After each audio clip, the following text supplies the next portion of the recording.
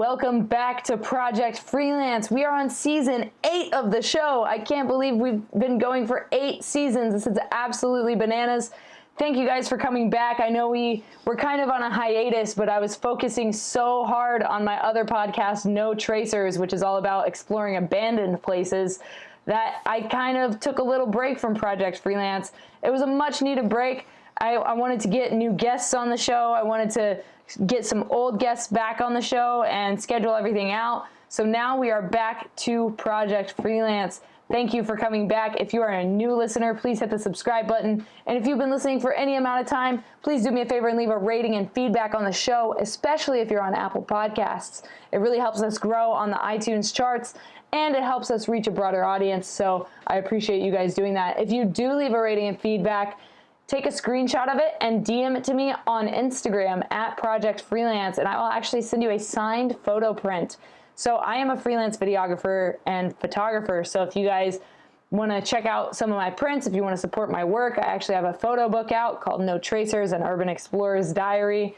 It's all about my stories and has my photos from exploring abandoned places all over the world. So if you guys are interested in supporting my art, there are a few links down in the description that you guys can click on that will, allow you to support me further. I also have a Patreon where you guys get access to my content early. And there are many other ways, photo prints, all kinds of stuff, or you can hire me for my services as a videographer or photographer or a certified drone pilot, whatever you need, I got you. So this week on Project Freelance, I am speaking with Connor Frost. I'm super excited to get into this episode. Connor helps hidden musicians to write and release their first single or album. So he has a program that he's been running. He's had over 800 students, and we're going to be talking about how he got into music, what he's done as a musician, how he built his career, what real jobs he had while he was building it. We'll also be talking about his program, his mentorship, all the things he does, and what he does to help musicians around the world. So before we get into it, I got to thank our partner, Liquid Death Water. If you've never heard of Liquid Death Water, hey, don't worry. I've got an ad coming for you in 3, 2, 1. From the streams of the Austrian Alps comes a new kind of water, a water that is sure to raise you from your grave. If you're tired of buying cases of plastic water bottles that contain carcinogens and God knows what else, or if you're trying to lower your waste footprint, Liquid Death comes in beautifully rugged aluminum cans. Murder your thirst with a can of Liquid Death. Check the link in the description and use code JustTheLetterK at checkout for 10% off your order. Liquid Death. Murder your thirst. So if you guys want to give Liquid Death Mountain Water a try and murder your thirst today, head to liquiddeath.com and use code JustTheLetterK for 10% off your order, your entire order. So you can order 1 case of water, you can order 50 cases of water, and you'll still get 10% off that order if you use code JustTheLetterK. Thank you, Liquid Death, for partnering with me on this show and all the things that I do. I appreciate you guys very much. Without further ado, here is Connor Frost. Please introduce yourself and what it is you do to the Project Freelance audience. My name is Connor, and it's really good to be here. I am a musician, I'm a lifelong teacher, and I have a mentoring program where I help hidden musicians to write and release their first album or single. And I suppose that's me in a nutshell. Amazing. So tell me a little bit about how you got into music in the first place. Like, what brought you into the world of entertainment and music? Yeah, so I grew up, for better or for worse, I grew up in a musical family. So I was constantly surrounded by music, and I think just growing up in that kind of environment, it kind of just became like water to me. It was just something that, I was living and breathing. And so from an early age, did the whole taking piano lessons thing, eventually switched to trumpet. And then around, I guess, the age of 10, I got my first guitar. And starting in, I guess, probably shortly after that, maybe when I was like 12 or 13, started playing in middle school cover bands and started even like writing some songs. And I just became really hooked on songwriting. I just loved writing my own tunes. I loved being in a band, and and kind of since then have never really looked back. So tell me about what it was like to join your first music project, like your first band. Like, yeah, high school band is one thing. And I mean, I did that as well. You know, I started on trumpet, went to saxophone, went to drumline. And then when I was 16, my family moved to the Middle East where marching band doesn't exist. So I had to kind of give up my dream of being in college marching band. But for you, what was it like to join your first music project as like a teenager? Yeah, so I would say kind of my first official, like, quote unquote, serious band was in high school. And a good buddy of mine who I'm still close with now needed a guitarist for his project. And it was amazing. It was I think it was like junior year of high school, and it was just so cool to be a part of a creative process. We did the whole, like, rehearse in a garage in the suburbs kind of thing. And I loved every second of it. And I always say, like, I owe it to my buddy for really getting me involved in that, because, like, if I hadn't had that experience, like, who knows where I'd be now. And then my first, like, official project of my own, I would say, was in college. My college band, The End Piece, with my best friend, Mickey, and another person who just kind of encouraged me to start a band with him. And amazing experience of being a band leader. Really, the first time I was writing my own songs, and we were performing the songs that I had written, practicing the songs that I had written, and it was just this, like, sense of belonging that I don't think I've really felt anywhere else. Just feeling so at home with writing your own songs, practicing and performing them, and from there was able to use that experience as kind of a vehicle to start booking shows. We would play shows in New York when we would come home for, like, breaks and stuff. We would play on-campus shows at Connecticut College, which is my alma mater. I think just that first band leader experience was so important for me, because it really set me on a path that where I still am now. So with booking shows, like, were you doing this all yourself, or did you, like, have a booker? So I have been booking shows basically for the last 10 years on our own with, the various projects that I've been a part of, with the exception of, like, a couple tours where we've had people booking shows for us. But yeah, I mean, there wasn't really, there were other bands on campus and college and such, but, like, we were just learning by throwing stuff at the wall and seeing what would stick. We didn't really know what we were doing per se, but I think we were just having a good time and just kind of learning through doing. So yeah, booking shows, like, on campus, back when I was in college, I think that was great just because there is sort of this audience there already, just being in, like, that kind of community. But yeah, it just continued to grow, and I continued to learn. I remember I threw a show that, like, we got, like, an approval for, like, a keg. This was, like, my senior year of college, and it was, like, one of the biggest events, certainly of my time there. So yeah, anyway, it's just a lot of learning by doing, for sure. Yeah, I think that's the case for a lot of, up and coming musicians. If you could, like, go back and give yourself some advice as, like, a young musician, like, what would you say to yourself? I think I would say that perhaps it would be okay to let go of some control that maybe I felt like I needed early on. Maybe it would have been okay to entrust others to help me out with certain processes. I think I still do have this trust issue, not even a trust issue, just this, like, struggle to relinquish certain control that I have, whether it's related to music or my business. So I think that's probably what I would say, is that, like, it's okay to bring other people into your process, regardless of how early it is. Yeah, I think a lot of us like to keep things very close to our chest when it comes to, writing music and Totally. distributing music and managing ourselves. And I remember a few years ago, I was trying to do everything myself, and then was approached by a manager, and he was like, I can take some of this weight off of your shoulders, and you can focus on what you do best, which is write the music and make the Right. music. And I think that honestly changed the game for me, because it freed Totally. up so much time for me to focus on what I want to do. And I'm sure you could say the same thing, like, relinquishing some of that control allowed you to focus more on your craft.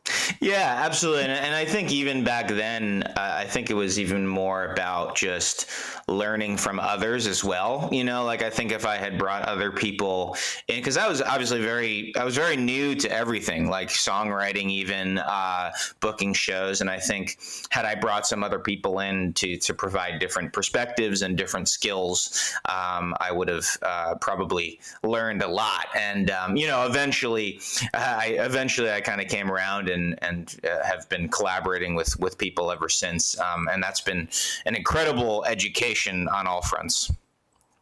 Yeah, I think collaborations is the one of the fastest ways for growth.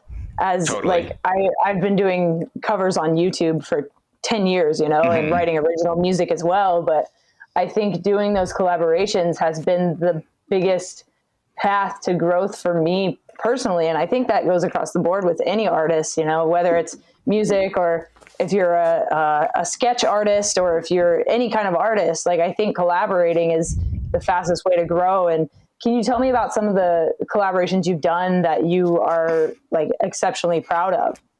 Yeah, absolutely. So, I mean, there's a bunch, and I will apologize to anyone in advance that I'm leaving out, just because there have been so many amazing collaborations. But I think first and foremost is obviously with my various band members over the years. I think running a band can be challenging, and figuring out the dynamics of who has creative control, who has administrative control, and everything else. But overall, my experience is working with the various people I've worked with in a songwriting and performing capacity has been amazing. So certainly I'm proud of that. I think especially because I've sort of been the person kind of running that and facilitating that whole process. So definitely something I'm proud of.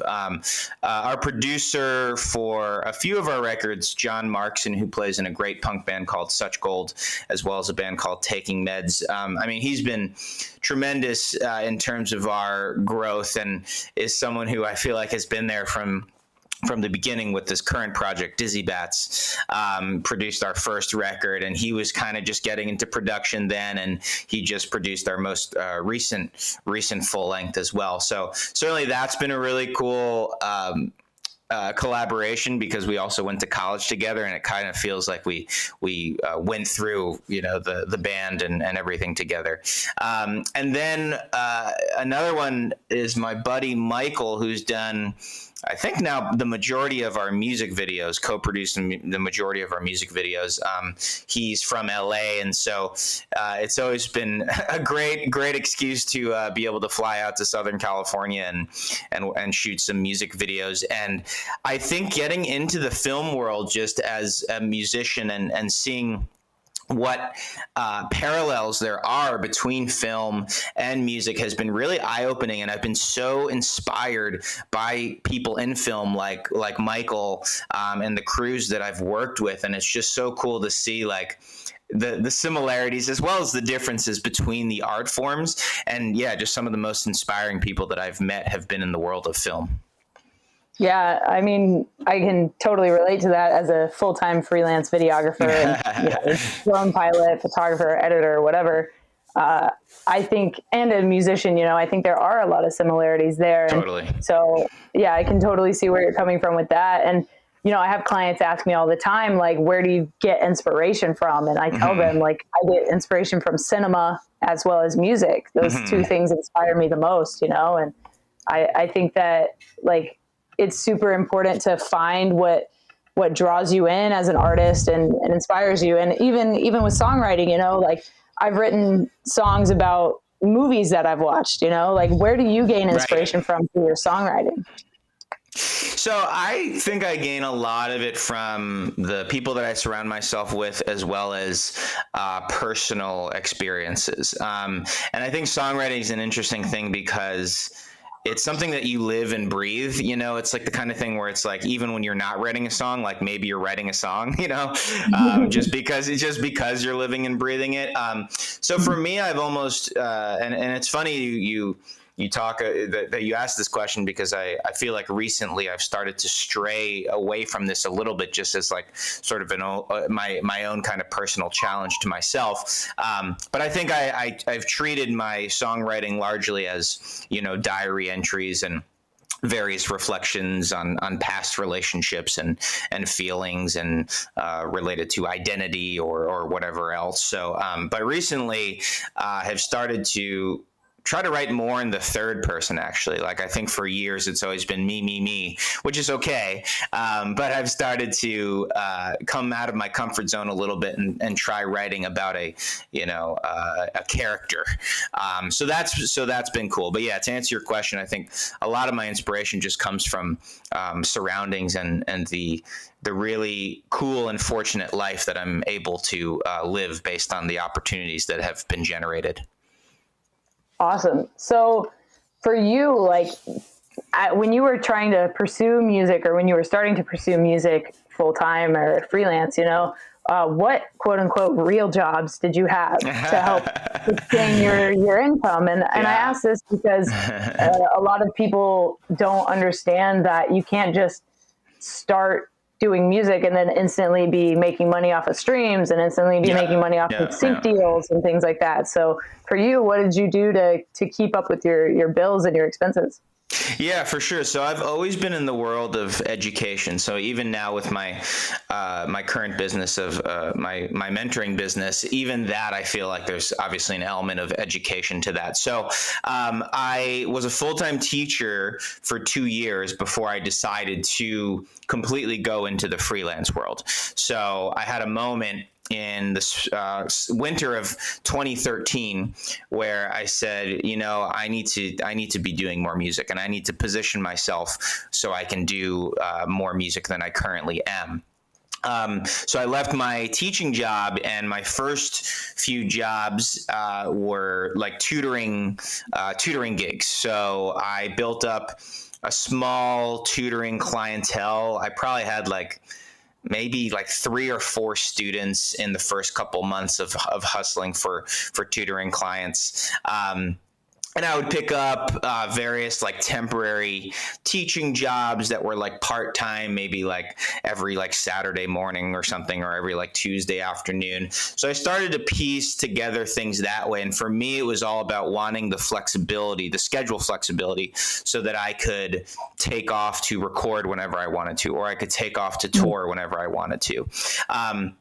And that's really all that mattered to me. It wasn't so much about, making money off my music, quote unquote. For me, it was more about positioning. And I think that's always kind of been my thesis with how I've lived my life through the freelance world. So those first few tutoring gigs definitely helped put me in a position where I could prioritize my music. Gotcha. Cool. So this question could go either way. Some of my guests are like, I'm not answering that, but I'm going to ask it anyway. Have you ever been screwed over by anyone when it comes to freelancing or being in a band or, touring, booking a show, anything like that? Have I ever been screwed over? Not in a way that was necessarily monumental. I'm trying to think there might have been little things over the years of maybe a band member not showing up on time, or a sound person not showing up to a gig. There was one time we played a show in at Denison University in Ohio, and the person who booked it didn't have a sound system. It was like a college house show kind of thing, just things like that.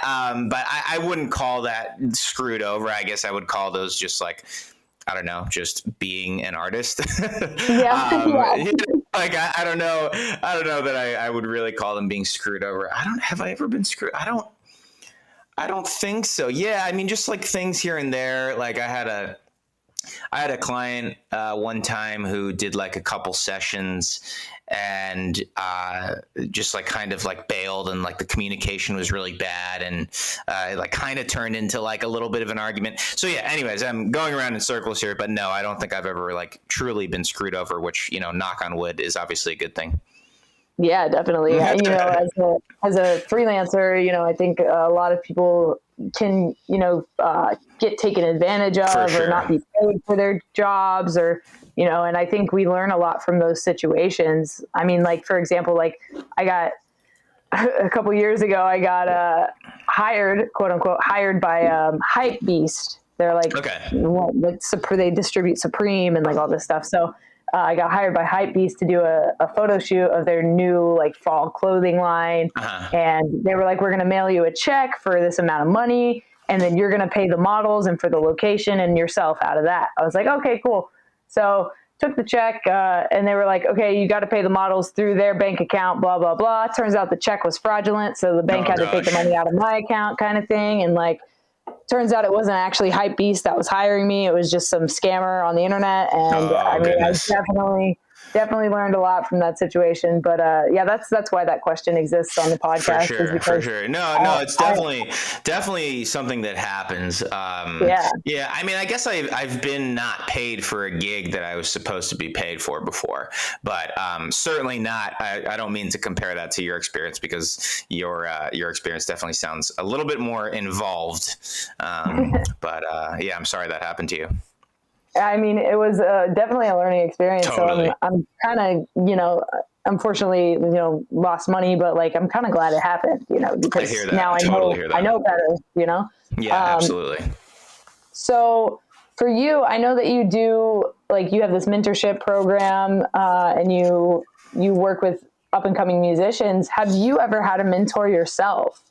Yeah, so I think naturally I've had, mentors, even just like the producers that I've worked with, or some of the people I was even talking about having collaborated with. But yeah, I mean, I've had music teachers, certainly. I've had business coaches, help me most recently with this mentoring program and creating a package and everything else.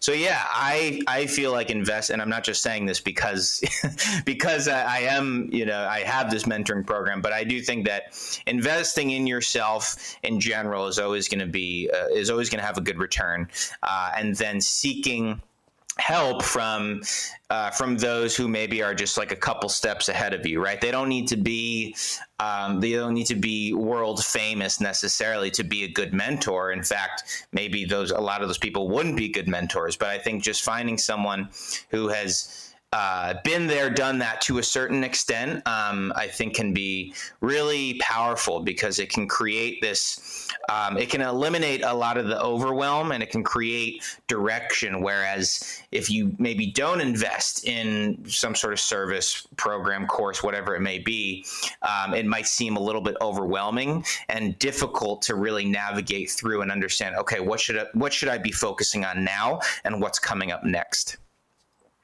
Yeah, definitely. And so can you walk me through how you created your program? So tell me, like, what initially made you want to start doing this, and then take it from there. Sure.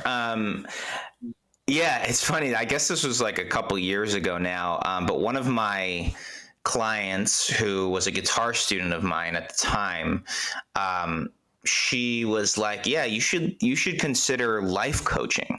And I was like, what is that? Like, that doesn't sound real. Like, how do you coach a life? Like, I literally knew nothing about like the coaching industry or life coaching at all. So I started to do a little bit of research into what it was. And I immediately became intrigued, because I loved the idea of creating helping someone create some sort of transformation with their life, whether it's related to health or creativity or whatever it may be. So after doing some researching, I was like, this feels like it could be my next thing. Like, I'd been doing tutoring for a while, and I loved it. I loved helping people. I loved working with people. I love my students. But I was really intrigued. So without any real direction, I just went out and hired a business coach.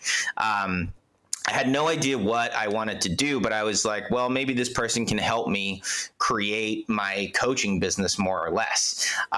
So after talking about in that first initial session, it happened very quickly with that business coach, he was like, wow, you should absolutely do something where you help musicians. He was like, you have such a cool background in terms of the tours that you've been on, the shows that you've booked, and everything else. You should really consider that. And so from there, started to niche down even more, because I think if you're just oh, I help musicians, it's okay, that's very broad, and a ton of people do that. What do you actually do? And so actually a few months later, this was during the pandemic, the early days of the pandemic, ended up hiring another business coach who really helped me to create this program where I specifically help what I call to be hidden musicians to put out their first release and to write their first album or single, whatever it may be. And the reason is because for me, that first release, most specifically with my current project, Dizzy Bats, was such an opportunity generator for me. It was basically the key to the door that I needed to really get out there and start generating more opportunities. So the idea of helping that person have that tangible release, that tangible first release, was something that was really exciting to me. So after a little bit of work with this business coach, we landed on this program where I specifically help that type of musician. Wow, that's awesome. I love how you I just love hearing how these things are initiated. So totally. If people want to get involved in this, what do they need to do? How do they sign up, and what can they expect in the program? Yeah, absolutely. So essentially, it starts with what I call to be a just start call, and it's a free strategy call essentially that lasts anywhere between 30 minutes to an hour, and the whole idea is to create some sort of tangible game plan so that whoever it is that I'm talking to understands, what the next steps would be, right? I think there's a lot of overwhelm in terms of okay, what does it take to release an album or release a single? And to just really break it down and say, okay, no, these are the things that you should be focusing on right now. So after that call, if people want to continue working with me, I get them enrolled in the program. So it's a 12-week program, and you leave with 3 to 5 finished songs. So finished will look different depending on who you are, right? So if you're a producer, finished might mean you actually have released your songs because you yourself are the producer as well as the songwriter. If you are going to eventually be looking for a producer, maybe finished to you would be just creating those song demos to then take the next step of finding a producer and getting your music out there. So all this to say is that clients leave with 3 to 5 finished songs by the end of those 12 weeks. So yeah, and that's essentially how it works. And it's one-on-one meeting through Zoom, holding people accountable week to week so that they can come out with that finished product. Wow. That's so cool. I love that it's there's a set goal that you have for your clients, and you do everything that you can to get them there. And an EP, writing an EP is essentially what you're doing with them. It's like you said, 3 to 5 songs, and that's a great way to start and get into it. And for you, to go back to your music career and your life as a musician, can you talk a little bit about the difference between writing an EP and a full length, and what that entails? Because I'm sure a lot of people come to you and they're like, I want to do a whole album, and they just don't understand. That's a lot more, Yeah, it's a lot. So yeah, tell me a little bit about that. Yeah. So there are definitely differences. I think with a full length album, and I've released 3, in the last 10 years. There are other factors to consider potentially. I mean, it depends what you're doing, but for me personally, you're creating a journey that is around 10 songs, right? And so creating that journey, there's going to be a little bit more involved work in terms of like mapping out that journey and considering that journey, right? Whereas with an EP or a single, there's less of that sort of cohesive or pressure, I guess, to create sort of that large cohesive unit. So yeah, and it's funny, like there's a lot of quote unquote gurus right now who are all saying like, don't release full albums, it's all about like the singles these days with how the Spotify algorithms work and this and that. And I don't get too wrapped up in that because like for me, I love writing albums and I think it's just like such an amazing, albeit exhausting experience. So I don't get too wrapped up in that, but I do think that if you want to get over that hump of simply just getting your music out there, and a lot of people who come to me, there are some obstacles, whether they're mental or otherwise, that are getting in the way. I think alleviating that pressure, getting rid of this idea that you need an album, instead focusing on 3 to 5 songs, or even writing 3 to 5 songs and then deciding, okay, one of those songs is going to be my first single. I just think that's like a better way to just sort of get yourself out there in the beginning, to just get over that initial hump. Absolutely. Yeah. And for me, like I've done several EPs, but last year I took on a full length, my first full length. And I mean, I can speak to the fact that it is quite a process to do something like that. I mean, but it's so rewarding to take people on a journey. And I mean, you can do things like concept albums where the story is told throughout an entire album. And like, I think that is like a next level of like, not only complicated, but just a fascinating way to work on music. And totally. I mean, I'm a sucker for a concept album, like I think they're so fascinating, and, I hope to do something like that one day. And for sure, I think that's like my next little like project, is to do like my own concept album. So I love that. For you, with your course, with your career, how did you overcome any like obstacles that you faced, or any challenges, like especially like with this program, like getting it off the ground? Like, what was it? What did you face, any like challenges or setbacks or anything like that? Certainly. I mean, I think there have definitely been setbacks along the way. I mean, I think specifically with this program early on, I don't think I was clear enough on who I wanted to help. Like I knew that I wanted to help musicians, but obviously that's very broad. So I feel like I wasn't clear on who I really wanted to help. And once I got clear on that, like everything became easier. The content that I was creating was way more targeted. I was way more focused. My communication was so much better when I got on these calls. I knew exactly who was the ideal client and who wasn't. So I guess for any sort of entrepreneurs and freelancers out there, if you're thinking about launching a coaching program, I would say, be as specific as possible and be very clear on who it is you're trying to serve. So I guess that was a struggle that I had early on with this program that I fortunately was able to come out of. In terms of my music, I think early on, because I was surrounded by such talented people, just based on the circles I was in and having a musical family, I think there was an element of comparing myself to other people, which I think is natural. And I think I just one day, and I remember it was in 2011. I was living in Connecticut at the time.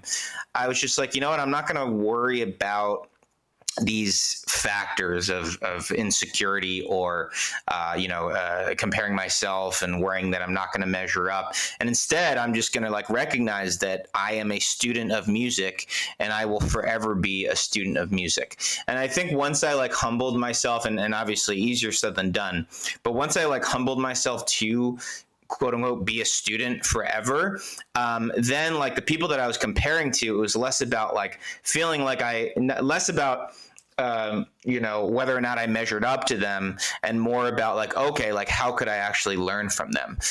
So I think over the years, I've just always wanted to put myself in a situation where I was going to learn. And to try to, humble myself to be the student and eliminate ego from anything. And again, easier said than done, but that I think early on having that mindset really set me on a good path. Yeah, definitely. And, I love that you came on here and shared your story and, talked a little bit about your program, what you offer people. Where do you want to go in the future? Like, what are your goals from here on out? Like, do you have like a 5-year goal maybe that you can share? Yeah. It's funny. I try not to I try not to get too wrapped up in like long-term goals, like super long-term, just because I've always been one who has gotten clarity based on the action that I'm taking.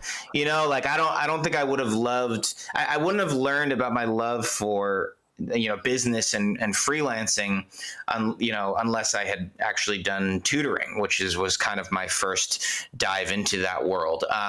So it's a tough question for me to answer. I love helping people. I love traveling.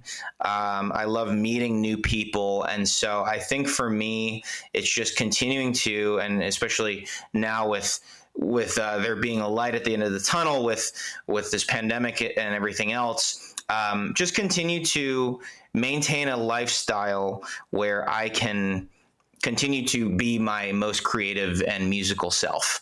So, certainly I have smaller goals that are less abstract, I guess, like touring Europe is definitely on my list. Getting back to Asia to tour. I did that a few years ago. I think releasing an album that is different from anything I've done. I've kind of been in like the punk and pop world for a while, releasing something totally different. So yeah, I guess in talking this out in sort of word vomit fashion, I guess I do have some tangible goals. But for me, I try to focus on what's in front of me. And if I do set goals, I set them for not so far in the distant future. Definitely. So we didn't even talk about the pandemic and how that affected your business. You might be like a lot of freelancers. Like, I feel like we adapted faster than anyone else did because, Totally. A lot of us were already doing something from home and we just kind of adapted our entire business model to do that. So for you, like, what was the pandemic like for you as a business person? Yeah, it's funny. And when I almost don't like saying this because there's this, almost this feeling of guilt, like every time I voice it to friends, and I don't even know that I've voiced it on a podcast before, but my business, my work actually grew, over the course of the pandemic. And it's been such a challenging time. And, I guess I'll preface this by saying that there are those near and dear to me who have lost people. And it's been people I know personally have passed or who have suffered. And it's been such a dark time. And it's weird to think about how I've benefited from it. But the truth of the matter is I absolutely have. I think people, specifically with this mentoring program, were looking to really exercise that creative outlet during a time that was really challenging. I think it was also a time for a lot of people who maybe they went on unemployment. They got out of that job that they didn't want for all those years, and they started to take action. They started to invest in themselves, and I was totally a beneficiary of of the pandemic in that way. And again, it's like weird to say, but I agree. I think freelancers, I think because we're just used to being to living a life of instability, it was almost like par for the course in some ways. So I completely agree with that assessment. Yeah. And I mean, I totally understand that like guilt factor of like talking about it, because I mean, same, you know, like as a video editor, like my last year was the best year I've had like business wise ever, you know, and it's, I was so afraid of it, but you know, I talked to my dad who's a businessman, and he's worked for the same company for 30 years, like about to retire kind of thing. And you know, he said like once the snowball starts rolling down the hill, it's very difficult to stop that snowball. So, I mean, all you got to do is keep pushing it down that hill and keep working and keep grinding, you know, and, you know, once it starts going, it's going to keep going no matter what, no matter if there's a world stopping pandemic or otherwise, you know, like, So yeah, I mean, I can attest to the fact that as a freelancer, like my career grew a lot last year too. And I think that from here, it's only going to continue growing for, you know, for yourself, for me, for all the freelancers that took advantage of the situation. And I mean, like I was able to not only edit videos, but, you know, we did an entire album about the pandemic, you know, because it was very fitting. So I guess I have kind of done a concept album, you know, in a way. We just haven't released it yet. So it's like, you know, I kind of put it on a shelf in my brain for a second, but so I did 2 full lengths, an EP, like just kept grinding, you know, because we had all that time to be creative, like you were saying. And you know, why not take advantage of it? So and I think a way to kind of alleviate some of that guilt and what I've told myself is that yes, the business grew totally, but also, you know, we as freelancers and, you know, myself with this program, we were helping people during this time as well, you know, and there's a saying in business that selling is serving. And I think I kind of believe that. I think that, you know, by people, you know, making financial commitments to your services, to your programs, you know, they're looking to hold themselves accountable. They're looking to make a change. And if that change wants to come, you know, if they want that change to happen during a global pandemic, then, you know, then we're all better for it. So I think that's something that I've told myself. Definitely. So I know we kind of already talked about advice for your younger self, but my last question for you is, what is something you know now that you wish you knew when you started all of this? That's a great question. It's probably a similar answer to what I was talking about before of like, you know, I wish I knew that it would be okay to seek help out earlier. Would probably be what I would tell myself. Another thing I would wish that I knew is that everything's going to be okay. You know, so like if you're listening to this podcast and you're thinking about diving into freelancing and it seems scary, like I totally get that. But if it's in your blood, it'll happen. Like you'll be able to make it happen at some point. You just, in order to take that plunge, there's an element of betting on yourself. You know, like when I made the plunge, I think I had like 3 tutoring clients. So I went out and I got a super cheap apartment in Jersey City, New Jersey. This was, you know, 9 years ago now. And I just did it. And it wasn't, you know, glamorous, you know, certainly wasn't living large. But I took a chance, and I wish all those years of stressing or thinking about it, I wish I just knew that, you know, it's going to work out and it's okay to bet on yourself. Awesome. So if people want to continue following your journey, or if they want to maybe sign up for the program or check out Dizzy Bats, where can they go online? Drop your social media, drop the website, and we'll go from there. Sure. So yeah, if you're a freelancer who is looking for accountability in other aspects of your life, perhaps it's writing your first album, EP, single, whatever it may be, best place to catch me is connorfrost.com, ConnorFrost.com/just-start, JUSTSTART. From there, you'll be able to book that free call that I was talking about, and we'll start to strategize and figure out a game plan for you. Beyond that, Dizzy Bats is the name of my band. You can go to dizzybatsmusic.com, DIZZYBATS music.com.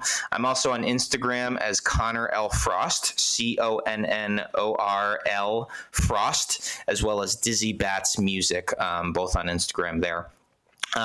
Would love to connect with anyone and everyone. And even if you're like a freelancer who maybe isn't interested, in the program, I'm happy to answer any questions about my journey. I always love connecting with people, regardless. Fantastic. Thank you so much for coming on Project Freelance and sharing your story and your insight with everybody here. Like, I really appreciate you taking the time to do this and for, reaching out through the website, like taking the initiative to do it. A lot of people, like, I have to go to them, but like to have people come to the podcast and show interest in it, like that means a lot to me. So thank you, man. Yeah, I love the show. I love what you're doing. And I really appreciate you having me. All right. That was my episode with Connor Frost. If you guys want to check out his Instagram, his website, his band, I put all of his links down in the description for you. Thank you guys for listening to another episode. I will talk to you next week for another episode of Project Freelance. We are now in season 8. Thank you guys for coming back to the show and showing it some love. If you're new, please hit the subscribe button. If you're a veteran listener, please leave a rating and feedback, especially on Apple Podcasts. It helps us find a broader audience.